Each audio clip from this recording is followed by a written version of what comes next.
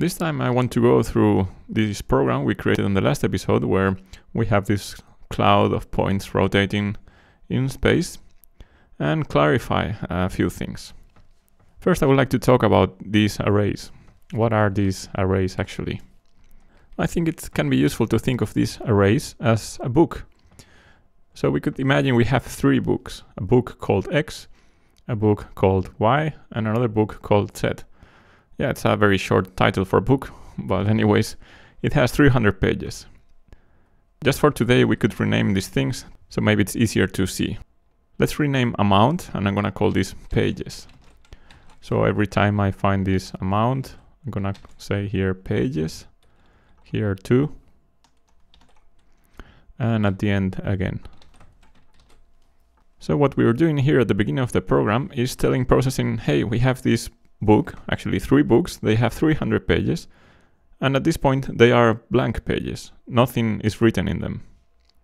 They are not very useful books yet, but then later when the setup function is executed, we do some configuration here for the graphics, and then what we do is go through every page of the book. We could also rename this I for a P, like page, and I'm gonna do that here too. In this loop, we go through every page of every book. We can use just one for loop because it happens that all these 3 books have the same amount of pages. That's why we can use just one for loop. So it's like having 3 books on a table sitting one next to each other and flipping the pages, and we are just writing random numbers on each page. So on each page, one number. A number that is between minus 150 and 150. And we do this from the first page to the last page until we fill these books completely with numbers.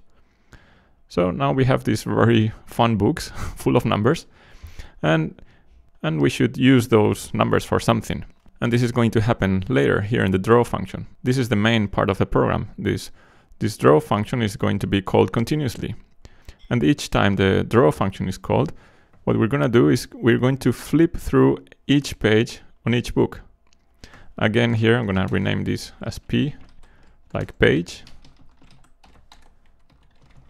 So I change all these I variables with P, just to make it a little bit easier to imagine. So we're going to say here that we start with page 0, and while P is less than the number of pages, then increase P. This is like flipping pages.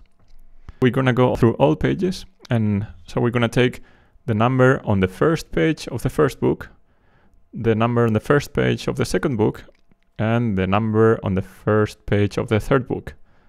And then we just have 3 numbers, and we're going to draw a point there. And then we're going to flip the page for all 3 books.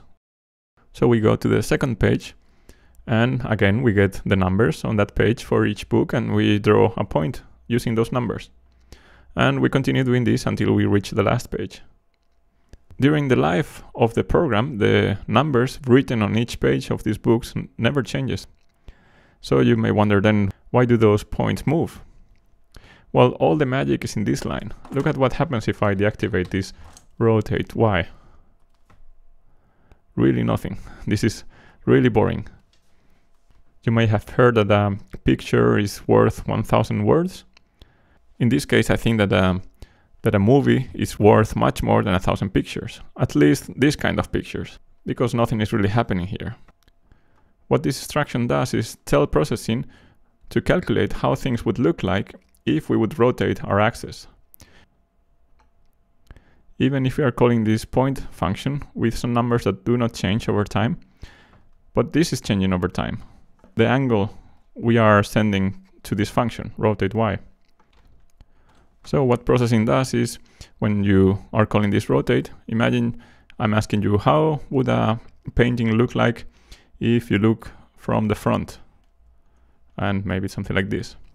And I could ask you, how would a painting look like if you are a bit to the left of the painting? Then the painting changes, and it's larger on one side than in the other. And how would the painting look like if you are exactly at one side? Then the painting would look like a straight line, because you wouldn't see the surface. The surface would be somewhere here. That's what processing is doing, it's calculating how it should display the objects depending on the rotation. Now that we have seen that, let's make a very small change to this program. And let's replace this point by a line. Let's see on the reference what it says about line again. We haven't looked at that in a very long time. Normally we just used 2 pairs of numbers, xy, xy, but you can see that you can use 3 if you are working on 3D. So one thing we could do is draw a line from the center, 0, 0, 0, to a random point. This is the same point. Until now we were just drawing a point there, but now I decided to draw a line from the origin, from the position 0, 0, 0, to this random point, and let's see what happens then. And then we have this nice star rotating. I'm gonna try how it looks like with a thinner line. And how would it look like with less lines, maybe just 100. That's interesting. It looks like a post-explosion or something like that. Finally, I just want to explain why are we using these values of -150 and 150. It all comes out from this number, box 300. That's just a random number. But let's imagine I'm drawing this box.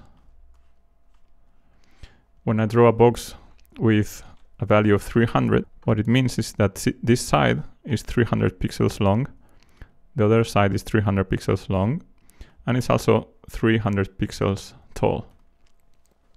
And as you have noticed, when you call the box function, you cannot tell processing where do you want to draw the function. It's always placed exactly at position 0, 0, 0. That means that the axis, the x-axis, the y-axis, and the z-axis cross this box exactly at the center. Maybe you can imagine that if this box is 300 pixels wide and it's centered around 0, 0, 0, that means that it will have half box on each side.